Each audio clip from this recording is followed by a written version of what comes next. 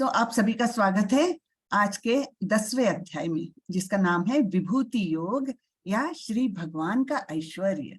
ठीक है ना। हम 7वें अध्याय से देखते आ रहे हैं, भगवान अपने बारे में बता रहे हैं कैसे वे भौतिक उनकी अनुभूति कैसे की जा सकती है भौतिक जगत में। और फिर और उन्होंने बताया कि कैसे उनका लोक जो है वो कभी नष्ट नहीं होता, यद्यपि भौतिक जगत बारंबार नष्ट होता है। और कैसे वे मयाध्यक्षेण प्रकृति, सारी प्रकृति वो उनके अध्यक्षता में चलती है, उनके आदेशानुसार चलती है ना। ये सब हमने देखा है। अब इस अध्याय में और भी अपने ऐश्वर्य का बताएंगे, हमें ऐश्वर्य बताएंगे भगवान। क्यों बता रहे हैं भगवान ऐश्वर्य? क्या वो अपने आप को इतना बड़प्पन दे रहे हैं, ऐसा है क्या? बिल्कुल नहीं। वो इसलिए बता रहे हैं क्योंकि अगर वो नहीं बताएंगे तो हमें उनके बारे में पता ही नहीं चलेगा। यद्यपि बड़े बड़े ऋषि मुनि साधु लोग जिन्होंने परम सत्य को जाना है, वो भगवान के ऐश्वर्य के बारे में पूरा जानते हैं, फिर भी वो ठीक तरीके से बता नहीं सकेंगे। हाँ, तो इसके लिए भगवान स्वयं बता रहे हैं कि मेरे ऐश्वर्य कैसे है। उनको तो कोई मतलब वो तो परम पिता परमेश्वर है, तो उनको तो कोई मेरे मुंह मियाँ मिट्ठू बोलते हैं ना कि मैं मेरी ही तारीफ कर लूं, वैसा तो करने की जरूरत ही नहीं है। वो तो सर्व ऐश्वर्य संपन्न है। लेकिन हमें पता चले कि किस किस प्रकार के ऐश्वर्य है उनके, इसलिए वे बता रहे हैं। और जब तक हमें उनके बारे में कुछ पता नहीं चलेगा ना, तब तक हमारी भक्ति बढ़ नहीं सकती है। इसलिए ये सब कुछ आ रहा है भक्ति योग के सेक्शन में, है ना। 7 से 12 तक का जो सेक्शन है वो किस पर आधारित है? वो भक्ति योग पर आधारित है। और हमारी भक्ति में वृद्धि हो जाए, इसलिए भगवान अपने बारे में ज्यादा से ज्यादा बता रहे हैं। ठीक है, तो हम देखते हैं विभूति योग में क्या बताया भगवान ने। ये भी अध्याय चालू हो रहा है, स्वयं भगवान चालू कर रहे हैं इसे। श्री भगवान उवाच भूय एव महाबाहो शृणु मे परमं वचः यत्तेऽहं प्रीयमाणाय वक्ष्यामि हितकाम्यया। श्री भगवान ने कहा, हे महाबाहो अर्जुन, और आगे सुनो। चूंकि तुम मेरे प्रिय सखा हो, अतः मैं तुम्हारे लाभ के लिए ऐसा ज्ञान प्रदान करूंगा जो अभी तक मेरे द्वारा बताए गए ज्ञान में श्रेष्ठ होगा, ज्ञान से श्रेष्ठ होगा। ठीक है, तो अभी तक का जो भी मैंने ज्ञान दिया है, यानी अपने बारे में जो जानकारी दी है, उससे भी श्रेष्ठ अभी हमें बताएंगे। क्यों बताएंगे? क्योंकि तुम मेरे प्रिय सखा हो। पिछले अध्याय में उन्होंने बोला था क्योंकि तुम मुझसे ईर्ष्या नहीं करते, इसलिए मैं तुम्हें ये गुह्य ज्ञान बताने वाला हूँ, है ना। तो अभी बोल रहे हैं क्योंकि तुम मेरे प्रिय सखा हो, इसलिए मैं तुम्हें ये ज्ञान दूंगा। ठीक है। न मे विदुः सुरगणः प्रभवं न महर्षयः अहम आदिर्हि देवानां महर्षीणां च सर्वशः। न तो देवतागण मेरी उत्पत्ति या ऐश्वर्य को जानते हैं और न महर्षिगण ही जानते हैं, क्योंकि मैं सभी प्रकार से देवताओं और महर्षियों का भी कारण स्वरूप यानी उद्गम हूँ। ठीक है ना। तो भगवान स्वयं बता रहे हैं कि वो लोग भी नहीं जानते। भगवान के से नीचे स्थान पर कौन है? देवता लोग हैं। अगर देवता लोग भी नहीं जानते हैं, महर्षिगण भी नहीं जानते, तो कौन जान पाएगा, है ना। इसलिए भगवान स्वयं अभी थोड़ी अपनी विभूतियां बताने वाले हैं। ठीक है। जो मुझे अजन्मा अनादि समस्त लोकों के स्वामी के रूप में जानता है, मनुष्य में केवल वही मोह रहित और समस्त पापों से मुक्त होता है। तो भगवान का स्वरूप कैसा है? भगवान का ना तो जन्म हुआ है, हाँ, अजन्मा है, वो अनादि है, उनका आदि कोई नहीं है, कहाँ से वो स्टार्ट हुए, है ना, वो कुछ है ही नहीं, अनादि है। और सारे ही लोकों के स्वामी हैं, सारे ही ब्रह्मांडों के स्वामी हैं। तो वो ही केवल समस्त पापों से मुक्त होता है, मन वो ही मोह रहित हो जाता है और समस्त पापों से मुक्त हो जाता है। यहाँ पर हम देखते हैं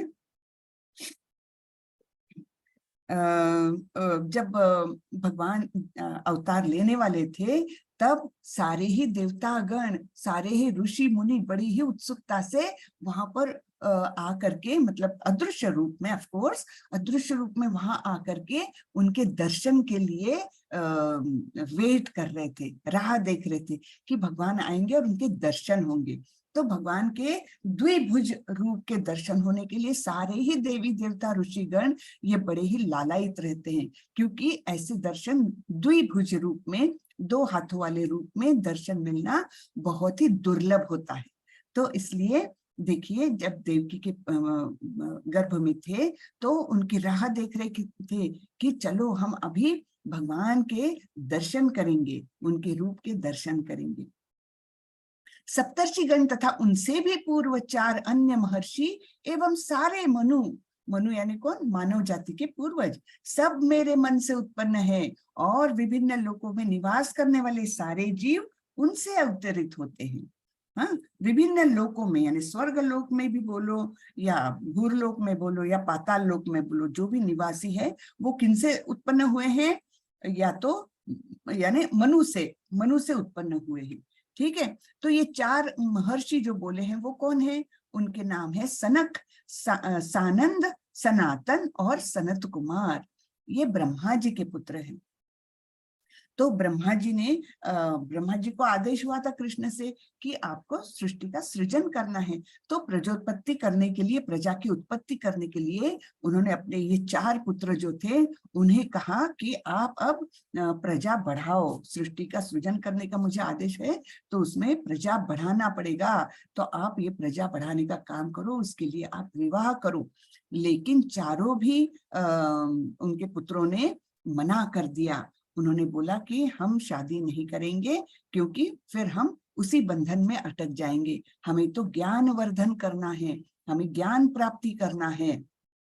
इस प्रकार बोल करके उन्होंने मना किया था। तो ब्रह्मा जी उनसे बहुत रुष्ट हो गए, बहुत क्रोधित हो गए, और उन्होंने फिर उनको बोला, अच्छा तुम मेरी बात नहीं मानते हो तो तुम 4 साल के बच्चों के रूप में ही हमेशा रहोगे। तो उनका स्वरूप हमेशा 4 साल का बच्चा कैसा रहता है ना, उस प्रकार से रहता है, और वो निर्वस्त्र रहते हैं। आप लोगों ने कोई कोई मंदिर में देखा भी होगा, उनकी प्रतिमा कभी कभी देखने को मिलती है। 4 छोटे छोटे नन्हे से बालक होते हैं, तो वे हैं ये 4 महर्षि जिन्हें कहा गया है, वे हैं। और इनकी कथा ऐसी जाती है, शॉर्ट में बताती हूँ, कि ये तो केवल ज्ञान के प्रति आकृष्ट थे, ज्ञान प्राप्त करना है। हाँ, पूरी सृष्टि का सृजन कैसा हो रहा है, क्या है, सब कुछ ऐसे ज्ञान के पीछे थे। लेकिन जब उनकी इच्छा हुई कि वैकुंठ में जाके चलो नारायण यानी विष्णु से मुलाकात करें, उनसे, उनको देखें, उनके दर्शन करें, इसलिए ये वैकुंठ लोक में गए। वहां पर उनको 7 द्वार रहते हैं। 7वें द्वार में जय और विजय नाम के 2 पहरेदार जो थे, उन्होंने उनको रोक लिया और बोला कि आप अंदर नहीं जा सकते। तब वे बहुत क्रोधित हो गए कि हमको मना कर रहे हो, हमारा स्थान पता है क्या है। ऐसे करके उनको क्रोध आने ही लगा था। इतने में विष्णु भगवान स्वयं बाहर आए, और जैसे ही उनके दर्शन किए इन चारों ने, विष्णु भगवान के, और उनके जो गले में तुलसी माला थी, तो उनके जैसे ही उन्होंने सुगंध सूंघी, तो वैसे ही ये इनका ज्ञान का परिवर्तन भक्ति में हो गया, और तब वे एकदम से भगवान के भक्त हो गए। तो ज्ञानी का स्थान भक्तों से नीचे रहता है, लेकिन जब ज्ञानी प्रत्यक्ष परमेश्वर के दर्शन किए उन्होंने, तो उनका ज्ञान पूरा भक्ति में बदल गया और वे परम भक्त हो गए थे। ठीक है, और वो जय विजय जिनसे क्रोधित हो गए थे, उनको भगवान ने भी बोला कि इन लोगों के लिए तुम ऐसे नहीं कर सकते, कि इनको अंदर आने से मना कर दिया। तब उनको ऐसा श्राप दिया एक प्रकार से भगवान ने, कि तुम 3 जन्म पृथ्वी पर लोगे, और तीनों में तुम हमसे अगेंस्ट में, यानी विष्णु के अगेंस्ट में, कृष्ण के अगेंस्ट में आप लोगों का जीवन रहेगा। तब पहला तो उन्होंने एक जन्म लिया हिरण्याक्ष और हिरण्यकश्यपु, ये 2 भाई। फिर बाद में उन्होंने जन्म लिया तो रावण और कुंभकर्ण, और तीसरे जन्म में वे बने थे शिशुपाल और वक्रदंत, ऐसे 3 जन्म हुए और तीनों जन्मों में उनकी मृत्यु भगवान के हाथों हुए। हाँ, तो भगवान के हाथों मृत्यु होना ये भी बहुत भाग्यकारक होता है, क्योंकि उनको तुरंत मुक्ति मिलती है। ठीक है। फिर ये सप्तर्षि जो है वे थे वशिष्ठ, कश्यप, अत्रि, जमदग्नि, गौतम, विश्वामित्र और भारद्वाज। ये सप्तर्षियों का कॉन्स्टलेशन हम अभी भी देख सकते हैं। सितारों के रूप में हमें एक 7 तारों का एक समूह दिखता है, उन्हें सप्तर्षिगण ही कहा जाता है। ठीक है। तो वे क्या बोला भगवान ने कि ये सारे ही भी मेरे मन से उत्पन्न हुए हैं, और फिर विभिन्न लोकों में निवास करने वाले सारे जीव उनसे उत्पन्न हुए हैं। ठीक है।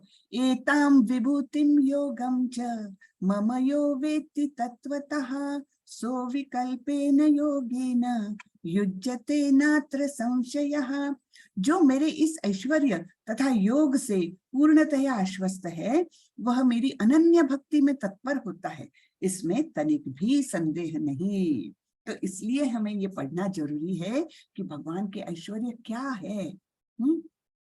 तो जो भी ऐश्वर्य को जानता है और पूर्णतया उसमें मतलब विश्वास होता है कि हाँ ये भगवान के सारे ऐश्वर्य है, जो इस विश्वास के साथ भगवान से जुड़ना चाहता है ना, तो वो अनन्य भक्त हो जाता है।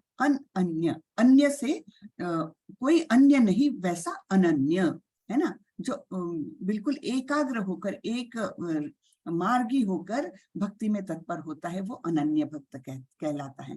तो भगवान बोलते हैं वो जो ऐश्वर्य मेरे जान जाता है वो मेरा अनन्य भक्त हो जाता है। तो इसलिए भगवद गीता में ये सारा ऐश्वर्य भगवान ने बताया है, क्योंकि भगवान को जाने बिना हम उनके भक्त नहीं बन सकते। भगवान को जानना आवश्यक है कि भगवान का स्वरूप क्या है, कहाँ रहते हैं, कैसे रहते हैं, क्या क्या कर सकते हैं, क्या क्या किया हुआ है ना, सब कुछ हमको जानना चाहिए। अहम सर्वस्य प्रभवो मत्तः सर्वं प्रवर्तते इति मत्वा भजन्ते मां बुधा भाव समन्वितः। मैं समस्त आध्यात्मिक तथा भौतिक जगतों का कारण हूँ, प्रत्येक वस्तु मुझ ही से उद्भूत है। जो बुद्धिमान यह भली भांति जानते हैं वे मेरी प्रेमा भक्ति में लगते हैं तथा हृदय से पूरी तरह मेरी पूजा में तत्पर होते हैं। ठीक है। अब ये इंपॉर्टेंट श्लोकास है सारे। कौन से 10वें अध्याय के 8, 9, 10 और 11। ये 4 श्लोक जो है ना, इनको कहा जाता है चतुश्लोकी भगवद गीता। क्यों कहा जाता है? क्योंकि इसमें पूरे भगवद गीता का सार आया हुआ है। ठीक है। तो ये 4 श्लोक हमने अगर हमेशा मन में रखे, याद कर लिए, तो हमको भगवान का स्वरूप पूरा पता चलता है। तो यहाँ पर क्या बोल रहे भगवान? अहम सर्वस्य प्रभुवो, समस्त आध्यात्मिक तथा भौतिक जगतों का कारण मैं हूँ, प्रत्येक वस्तु मुझ ही से उद्भूत है।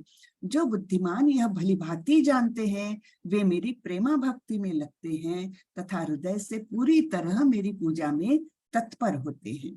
ठीक है। उसके आगे 9वां श्लोक देखें। मच्चित्ता मद्गत प्राणा बोधयन्तः परस्परम कथयन्तश्च मां नित्यं तुष्यन्ति च रमन्ति च। मेरे शुद्ध भक्तों के विचार मुझ में वास करते हैं, अपना जीवन मेरी सेवा में अर्पित रहते हैं और वे एक दूसरे को ज्ञान प्रदान करते तथा मेरे विषय में बातें करते हुए परम संतोष तथा आनंद का अनुभव करते हैं। यहाँ पर हम प्रभुपाद जी को देख रहे हैं और उनके शिष्यों को देख रहे हैं। देखिए कितने चेहरे प्रफुल्लित है ना, एकदम आनंद से। तो भक्तों का ये ऐसे ही होता है, जब वो भगवान का नाम लेते हैं, संकीर्तन करते हैं, तो उनके चेहरे पर इतनी आभा आती है, इतना आनंद दिखता है कि जो हम और कहीं देख ही नहीं सकते। ठीक है ना। तो भक्त लोग क्या करते हैं, हमेशा उनके मन में भगवान के विचार रहते हैं और उनका जीवन पूरा समर्पित रहता है भगवान के कार्यों में। फिर वे एक दूसरे से मिलते हैं तो ऐसी वैसी बातें नहीं करते कि अरे क्या मूवी लगी है और वो उधर क्या हो गया, ऐसी वैसी बातें नहीं करते। जब 2 भक्त मिलते हैं, 4 भक्त मिलते हैं, तो वे भगवान के बारे में ही चर्चा करते हैं। अरे आपने वो भागवतम का वो अध्याय पढ़ा है क्या, कितना सुंदर वर्णन है ना, और कैसा हुआ होगा वो। इस प्रकार से केवल भगवान के बारे में ही बातें करते, एक दूसरे को ज्ञान प्रदान करते हैं। और ये सब करते हुए उनको बहुत आनंद आता है। ये बहुत इम्पोर्टेंट। हाँ, जब वे भगवान के बारे में चर्चा करते हैं, भगवान की लीलाएं एक दूसरे को बताते हैं, तब उनको बड़ा ही आनंद आता है। तो ये दूसरा श्लोक हुआ चतुश्लोकी भगवद गीता का।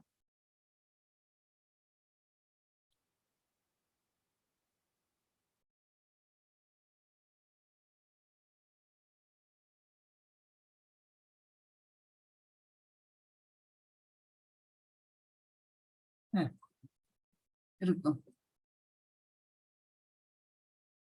अरे मैं वो पूरा वीडियो दिखाना चाह रही थी, सॉरी सॉरी, क्या हो गया ये, एक मिनट। हाँ, कुछ गड़बड़ हो गया है। हाँ, ये आगे क्यों जा रहा है?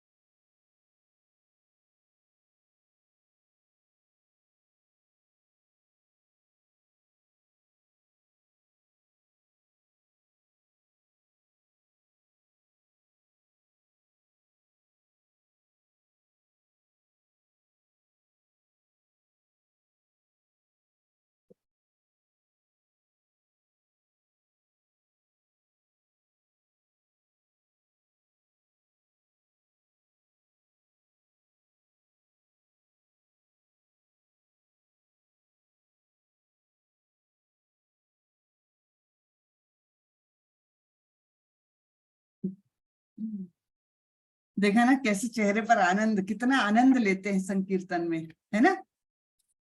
तो ये बहुत ही अद्भुत एक्सपीरियंस होता है जब हम संकीर्तन में करते हैं ना, साथ में बहुत लोगों के साथ में, बहुत ही आनंददायक वातावरण होता है। ठीक है। तेषां सतत युक्तानां भजतां प्रीतिपूर्वकं ददामि बुद्धियोगं तं येन माम् उपयान्ति ते।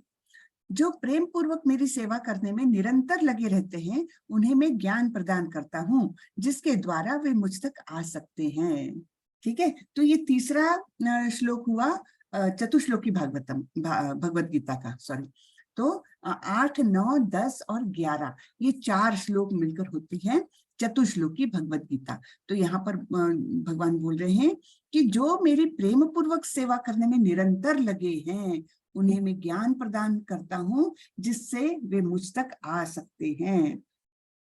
यहाँ पर एक तो पहला चित्र तो है ये ध्रुव महाराज का, जिन्होंने 5 साल की आयु में ही बहुत अच्छी तपस्या की और भगवान का प्रत्यक्ष दर्शन किया, है ना। तो यानी उन्होंने एक प्रकार से वो सेवा की, उन्होंने तपस्या करके सेवा की, तो उनको अपने आप ज्ञान प्रदान किया, अंदर से ज्ञान प्रदान किया भगवान ने। और यहाँ पर क्या बताया है कि भगवान विष्णु की शरण में गए जो देवता लोग बहुत कष्ट में थे कोई समय में, तब वे भगवान की शरण में गए और उन्हें भी शरण लेने के बाद उन्हें भी ज्ञान प्रदान किया गया। ठीक है। तेषाम् एवानुकंपार्थम् अहम अज्ञानजं तमः नाशयाम्यात्म भावस्थो ज्ञानदीपेन भास्वता। मैं उन पर विशेष कृपा करने के हेतु उनके हृदयों में वास करते हुए ज्ञान के प्रकाशमान दीपक के द्वारा अज्ञान जन्य अंधकार को दूर करता हूँ। यानी यहाँ पर अज्ञान की तुलना की है अंधकार से और ज्ञान की तुलना की है प्रकाश देने वाले दीपक से, है ना। तो जिनके भी जो भक्त होते हैं उनके मन में अगर अज्ञान का अंधकार भी हो तब भी भगवान अंदर से ही ज्ञान का दीपक प्रज्वलित करते हैं और इस प्रकार वो उनका अज्ञान का अंधकार दूर करते हैं। यहाँ पर हम देखते हैं परीक्षित महाराज और शुक मुनि उनके सामने बैठे हुए हैं। तो परीक्षित महाराज के पास तो केवल 7 दिन बचे थे। हाँ, मतलब उनकी मृत्यु होने में केवल 7 दिन उनके पास थे और तब उनके मन में आया कि मैंने ये 7 दिनों का इस्तेमाल कैसे करना चाहिए, क्या करना चाहिए जिससे मुझे भगवत प्राप्ति हो जाए। और उसी समय वहां उनके मन में तीव्र इच्छा जागी। तो भगवान हमारी इच्छाएं पूरी करते हैं, है ना। ये इसका उदाहरण है कि उन्होंने केवल इच्छा की कि मुझे ऐसा ज्ञान मिले, ऐसा कुछ करने का रास्ता मिले कि जिससे मैं केवल मेरे 7 दिन के आयु में मैं भगवान को प्राप्त कर सकूं, भगवत प्राप्ति हो सके मुझे। तो उसी समय फिर वहां पर शुक मुनि आए और शुक मुनि ने उन्हें 7 दिन 7 रात बैठ के उन्हें भागवतम सुनाया। और उस ज्ञान से, यानी ये भगवान ने ही उन्हें भेजा था, नहीं तो कैसे पता चलता कि यहाँ परीक्षित महाराज कुछ ऐसे विचार में हैं। लेकिन ये सब भगवान की ही देन है, भगवान के है काम है कि वे इस प्रकार वहां पर आए। और शुकमुनि ने, बहुत सारे ऋषिगण थे उनके साथ, और नारद मुनि स्वयं थे, व्यास मुनि स्वयं थे, और उनके सामने फिर परीक्षित महाराज को उन्होंने भागवतम पूरा सुनाया, जिसके द्वारा उनके मन का पूरा अज्ञान रूपी अंधकार दूर हुआ, है ना। और यहाँ पर हम देखते हैं ये है कपिल मुनि। कपिल मुनि जो कर्दम मुनि के पुत्र थे और ये है उनकी माता। अब माता देखो पुत्र की शिष्या बनी है, कितनी अद्भुत बात है ना। हमारे यहाँ ऐसा हो सकता है क्या? नहीं। क्यों? क्योंकि हम सोचते हैं कि जो बड़ा है उसको ज्यादा ज्ञान है, जो छोटा है उसको तो बड़ों से सीखना चाहिए। लेकिन आध्यात्मिक जगत में ऐसा बिल्कुल नहीं माना जाता। जो ज्ञानी है उसकी उम्र नहीं देखी जाती, जो भक्त है उसकी उम्र नहीं देखी जाती। तो यहाँ पर जो कपिल मुनि जो थे वे कृष्ण के ही अवतार थे, लेकिन पूर्ण अवतार नहीं थे। उसको बोलते हैं विशेष, उनको शक्त्यावेश अवतार थे।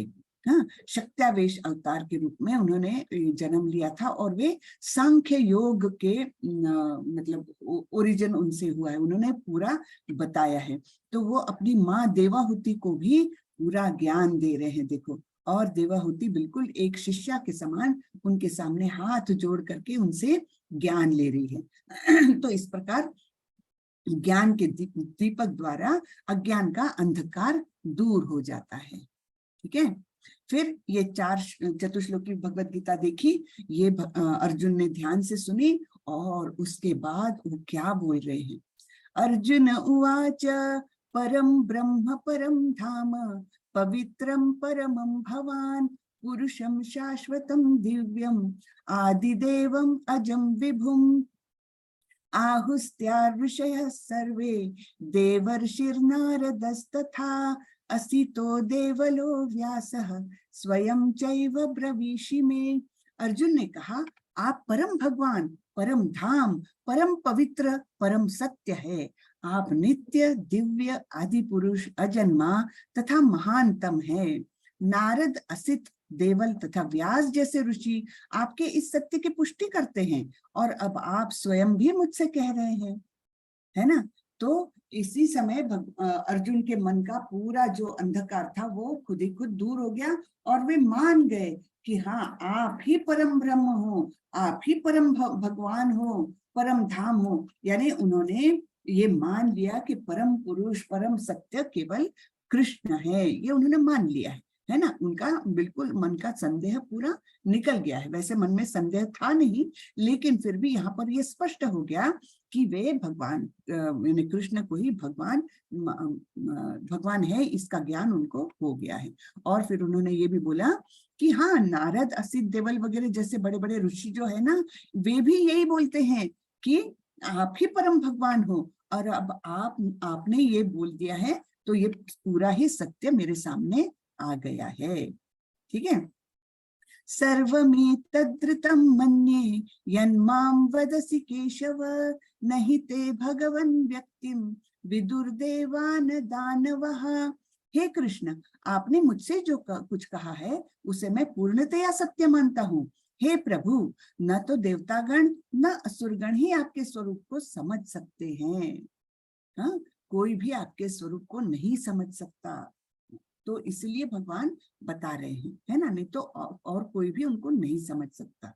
हे परम पुरुष, हे सबके उद्गम, हे समस्त प्राणियों के स्वामी, हे देवों के देव, हे ब्रह्मांड के प्रभु, निस्संदेह एकमात्र आप ही अपने को अपने अंतरंगा शक्ति से जानने वाले हैं।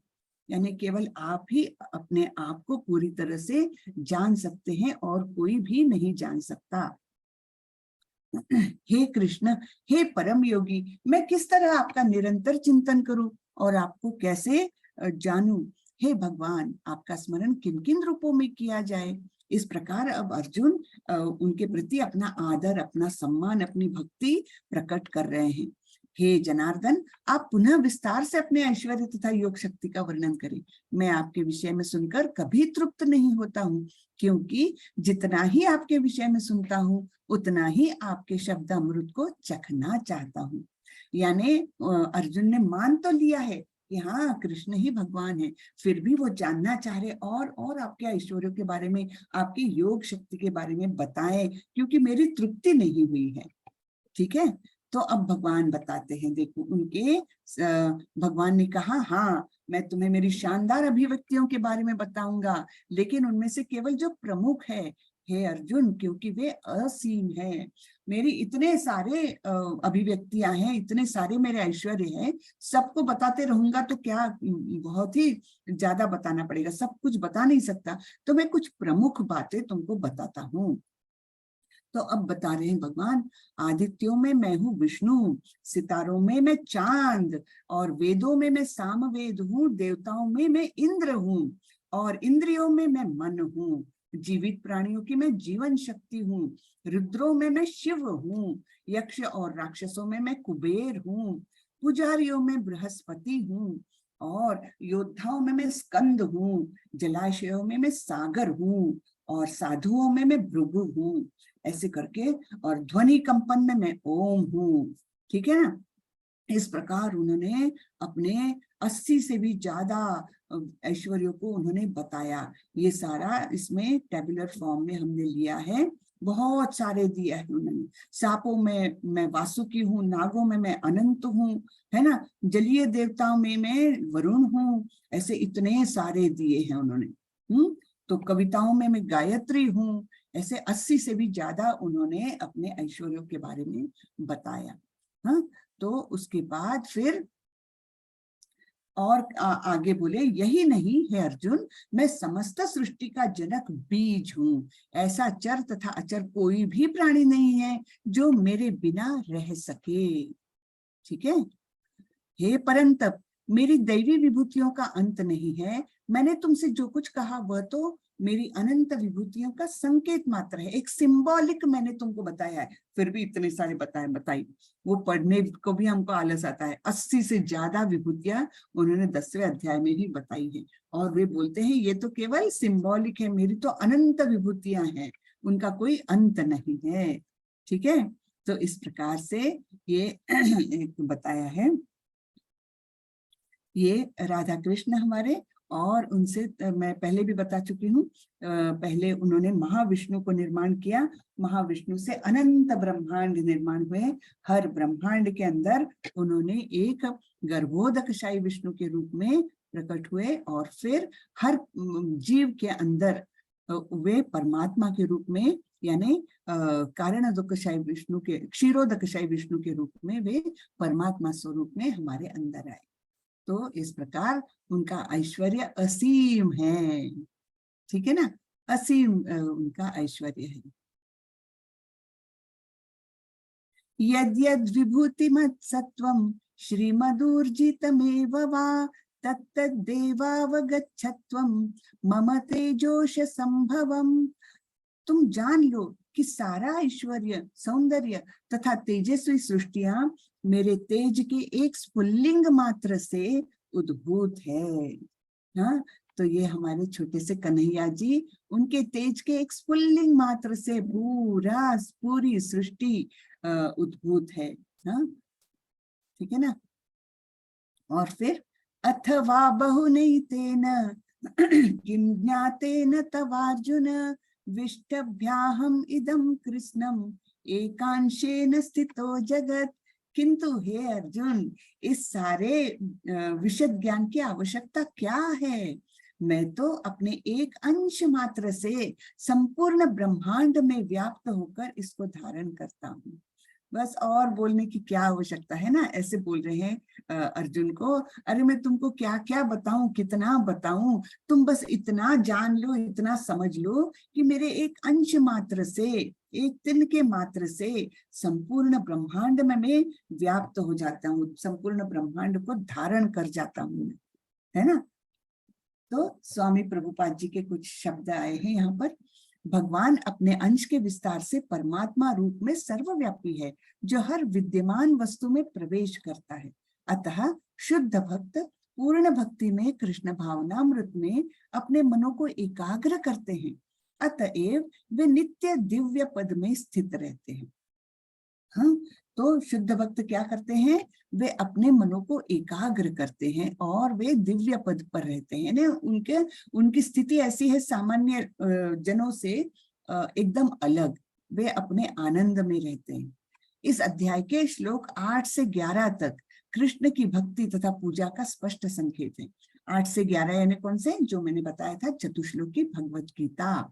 हाँ, इसमें 8 से 11 तक कृष्ण की भक्ति तथा पूजा का स्पष्ट संकेत है। शुद्ध भक्ति की यही विधि है। इस अध्याय में इसकी भलीभांति व्याख्या की गई है कि मनुष्य भगवान की संगति में किस प्रकार चरम भक्ति सिद्धि प्राप्त कर सकता है। हाँ, तो किस प्रकार हम भक्ति में एकदम अच्छे स्थान पर, ऊंचे स्थान पर हम जा सकते हैं, इसका यहाँ पर भलीभांति व्याख्या की। यानी कैसे जान सकते हैं? हम भगवान के ऐश्वर्यों के बारे में जान करके और फिर इस स्थिति में पहुंच जाते हैं कि भगवान हमारे अंदर ज्ञान का दीपक स्वतः ही प्रज्वलित कर देते हैं और इस तरीके से हमारा अज्ञान दूर हो जाता है। ठीक है, तो यहाँ पर हमने क्या क्या देखा है?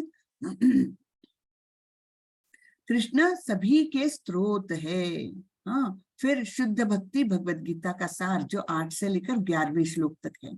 अर्जुन ने कृष्ण के सर्वोच्च पद को स्वीकार किया। हाँ, अर्जुन क्या बोले थे? परम ब्रह्म परम धाम पवित्रम परमम भवान, है ना। मान लेता हूं मैं, आप ही सब कुछ हो, आप ही भगवान हो। फिर क्या? भगवान कृष्ण अपनी विभूति का वर्णन करते हैं। तो अनेक विभूतियों का वर्णन किया है, 80 से भी ज्यादा विभूतियां उन्होंने बताई है। लेकिन फिर भी क्या बोलते हैं कि ये तो मैंने सिंबॉलिक बताया है, तुमको एक संकेत मात्र दिया है मेरी विभूतियों का, और मैं तुमको कितना बताऊं, मेरी अनंत विभूतियां हैं। तुम बस इतना जान लो कि सारे ही ब्रह्मांड को मैंने केवल एक अपने तिनके मात्र शक्ति से धारण किया है। तो यानी कितना हम बोलते हैं ना भगवान महान है, तो कितने महान हैं ये इसका एक थोड़ी सी झलकी हमको 10वें अध्याय में मिलती है। ठीक है, जब 10वें अध्याय को हम अच्छे से डिटेल में स्टडी करेंगे ना, तब और थोड़ा ज्ञान हमको मिलेगा। लेकिन ये 18 दिन के इसमें तो 1 घंटे में तो ये पॉसिबल नहीं। 80 से ज्यादा विभूतियां, उनको हर एक को समझना और आगे बढ़ना ये बहुत मुश्किल है। तो चलिए, आज हमारा क्लास जल्दी खत्म हो गया है, लेट शुरू किया फिर भी जल्दी खत्म हो गया। तो थोड़ा सा देर से चालू करने के लिए फिर से एक बार सॉरी, और किसी का कोई प्रश्न हो तो जरूर पूछिए। हरे कृष्ण। साक्षी, हरे कृष्ण। हाँ बोलिए, हरे बोलिए कृष्ण जी। हरे कृष्ण, बोलिए। माता जी, मैं ये पूछ रही थी, ये जो रिकॉर्डिंग होती है क्लास की जी, तो मेरे पहले दिन का छूट गया था क्योंकि हाँ, मेरा एग्जाम चल रहा था जी। तो ये पहले दिन की रिकॉर्डिंग क्या आप लोग ग्रुप में भेज सकते ग्रुप में भेजा हुआ है है। माता जी ने, पूरा एक प्ले लिस्ट ही भेजी हुई है मेरे पिछले सेशन की, ये वाले सेशन की नहीं, लेकिन पिछले सेशन की पूरी प्ले लिस्ट ऑलरेडी पोस्ट कर दी है माता जी ने। तो वो प्ले लिस्ट देख लीजिए, उसमें से पहला अध्याय आप देख लीजिए, आपका सोल्यूशन हो जाएगा। ठीक है, मैं पूरी दोबारा से प्ले कर दूंगी लिस्ट। माता जी आज, दोबारा हाँ ठीक, लेटेस्ट में मिल ठीक। जाएगी। तो ये पिछले सेशन का है, लेकिन जो प्ले लिस्ट मिलेगी तो उसमें सारे ही अध्याय आपको मिल जाएंगे। धन्यवाद माता श्री। ओके, हरे कृष्ण। हरे कृष्ण माता श्री। हरे कृष्ण। और किसी को कुछ प्रश्न? माता जी और किसी का हैंड रेज नहीं है? आज तो और अपना बहुत ही रिकॉर्ड टाइम में हो गया। बहुत हाँ जी। बहुत ज्यादा फास्ट हो गया क्या? नहीं, सोनिया। फास्ट तो नहीं था। हाँ, सोनिया माता जी, हरे कृष्ण। अनम्यूट करें माता जी। कर दिया माता जी, अनम्यूट करो सोनिया माता जी। हरे कृष्णा। हेलो, हाँ, हरे हरे कृष्णा माता कृष्ण। जी। हरे कृष्ण, बोलिए। माता जी मेरा सवाल ये था ना कि क्या बोलते हैं वो कालनेमी जो थे, मतलब पूर्व जन्म में कंस कालनेमी नाम का राक्षस था, राइट? तो हाँ। उनको भगवान विष्णु ने मारा था, मतलब तो फिर वो वापस से जन्म क्यों हुआ उनका? मतलब भगवान मारे तो मुक्ति मिल जाती है ना। देखिए, पूर्व संचित कुछ होगा तो फिर से उनको जन्म लेना पड़ेगा। अच्छा। हाँ, पूर्व संचित उनका कुछ होगा ना, तो और इच्छाएं, अतृप्त इच्छाएं रहती है, तो उनको फिर से लेना पड़ा, है ना। ओके, कृष्ण की लीलाएं। धन्यवाद माता जी। हरे कृष्णा।